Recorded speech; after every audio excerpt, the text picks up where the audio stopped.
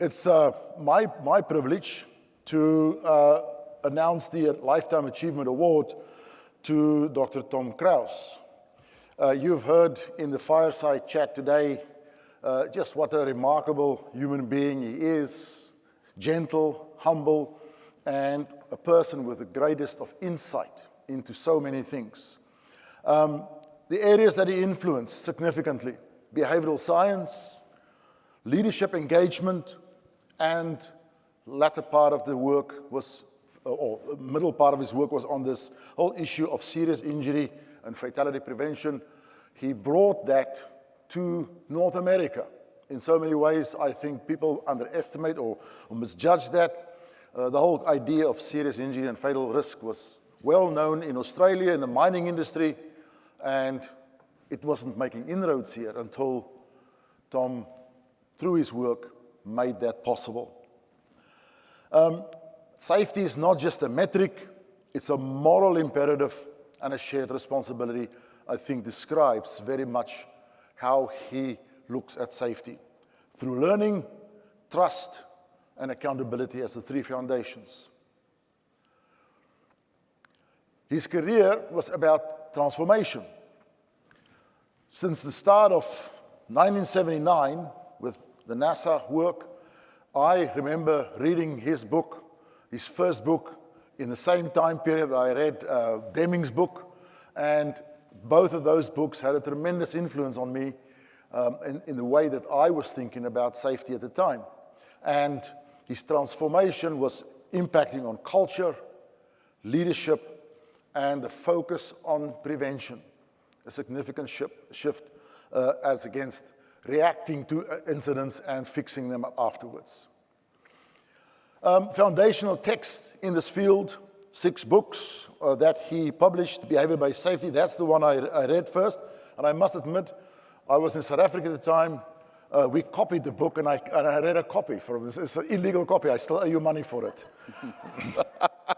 Employee-Driven Systems for Safe Behavior, Leading with Safety in 2005, Taking the Lead in Patient Safety. What a tremendous area. And then a very powerful book, 7 Insights into Safety Leadership. And lastly, in 2024, publishing If Your Culture Could Talk, a story of culture change.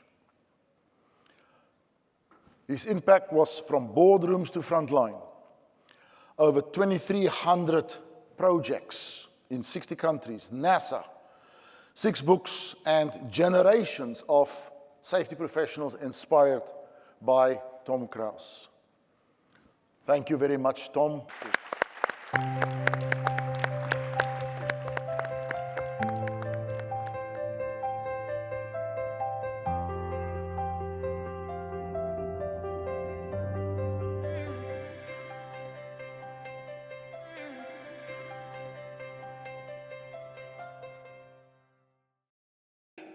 So I want to thank a few people. It's really a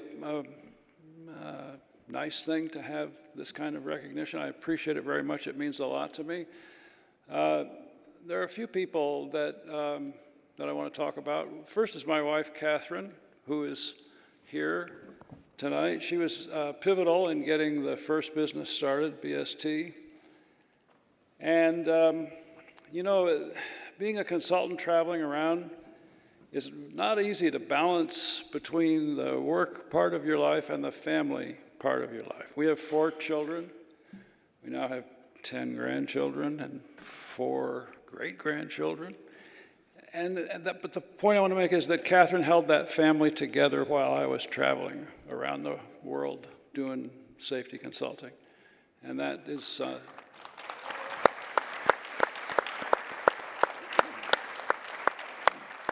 That's something that I really appreciate, and it's a privilege.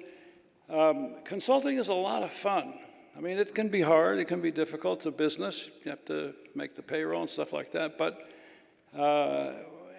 it's being able to understand what an organization is trying to do, and then the strategy for how to actually get there and how to enhance that, and working with the leadership to see progress in that way. That's something that's really, really fun. and enjoyable. And so it's a real privilege to do it. I didn't start out in my career thinking that that's what I would do. I just kind of bumped into it along the way. I had a graduate degree in experimental psychology and also a graduate degree in clinical psychology, and I thought I was going to do clinical. In fact, I was doing clinical, seeing patients for about 6 years.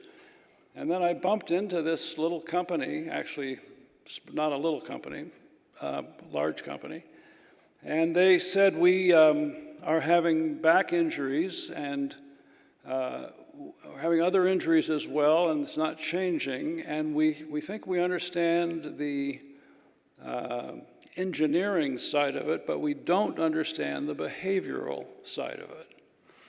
And I thought, gosh, I understand the behavioral side of it from having studied behavioral analysis. And so I worked with them thinking it was just sort of a fun project. And then I gradually, over a period of 5 years, moved out of the office into the consulting world and then started a company, and then on it went. Along the way, there were some people that I was very strongly influenced by that I want to just mention to you in case you find it interesting or helpful. The first one is Deming, which I talked about this morning. In my opinion, Deming knows more about organizational life than anybody that I have read. Now, it's very odd because he's a statistician. He is arguably the reason that Japan started making really great cars. That came from Deming. He taught Japanese leadership stuff that he was trying to teach American leadership, and they didn't want to hear it. But the Japanese did take it, and then eventually it transformed the way European car makers and American car makers. That all came from Deming. So now, how does a statistician do that? Well, he understood organizational life in a way that was really, really unique and really valuable. I'll just give you one quick example. It's a story that he used to tell. He consulted until he was 93. So there's hope. There's hope for me. Yeah. He was traveling home. He lived in Washington, D.C., and he was in his early 90s, and in order to get across the airport, he needed somebody to take him in a wheelchair. And he noted that this person who was taking him in this wheelchair was getting him across with amazing skill. It's crowded, there are people going all over the place, and you got to guide it along so that he feels comfortable and that also fast.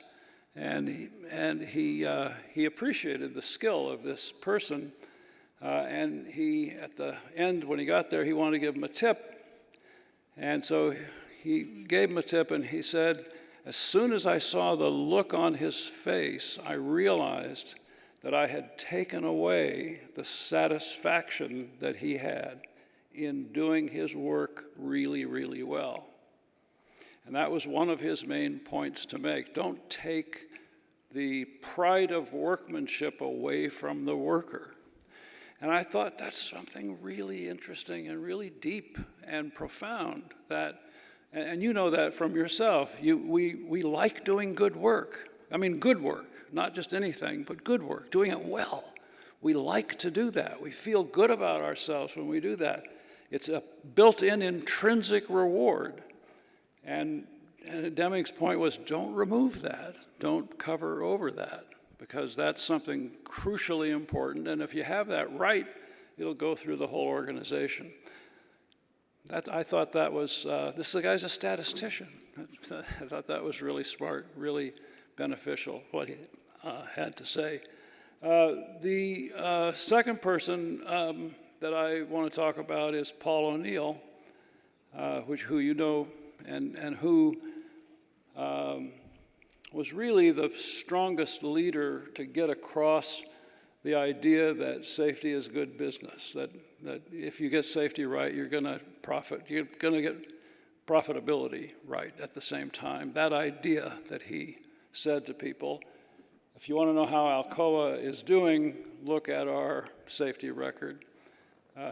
So I was privileged to consult with him across a period of about 20-some years, and I thought his leadership was just incredible. And then the last one is Daniel Kahneman, who is the guy that wrote the book on cognitive bias and that actually discovered cognitive biases. He got a Nobel Prize in economics for that work, and what he did was challenge the notion that people act on their own behalf in a rational way. And in order to do that, you have to be able to estimate probabilities properly. And his finding is that people can't or don't estimate probabilities properly. So if the surgeon says to you, you have this disease, we can cure it, but there's a 20% chance that you'll die, or if the surgeon says to you, you have this disease, we can cure it, and there is an 80% chance that it will work, in the second instance, you say yes more frequently. In the first instance, you're likely to say no. It's the same data. So now he calls that a bias. And that's built in, and he identifies a whole bunch of different biases. So now in the safety world, we're making decisions. Everybody that's involved in safety is making decisions constantly. And those decisions are based on an implicit calculation of the probability. And Kahneman says, well, good, keep doing that, but realize that your estimate of probability are probably off. And by biases, because of biases. And he enumerates those biases. I found that fascinating as a psychologist and also very applicable and very helpful to the work that we do in safety. So thank you all very much.